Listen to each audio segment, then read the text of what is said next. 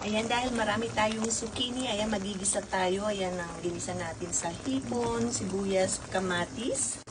Ayan, and then ilalagay na natin ang ating zucchini. Ayan. Ayan yung ating pinate na zucchini puti at sinamahan ko rin ng green dahil napakarami nating zucchini. Ayan, sandali lang natin iluto dahil mas masarap kung crunchy pa rin. Ayan, umaapaw yung ating kawali. Ayan, dami kasi nating naaning zucchini at kamatis. Ayan, sandali lang natin iluluto ito. Ayan na, luto na yung ating ginisang zucchini. Kainan na. Yummy, yummy. Ginisang zucchini.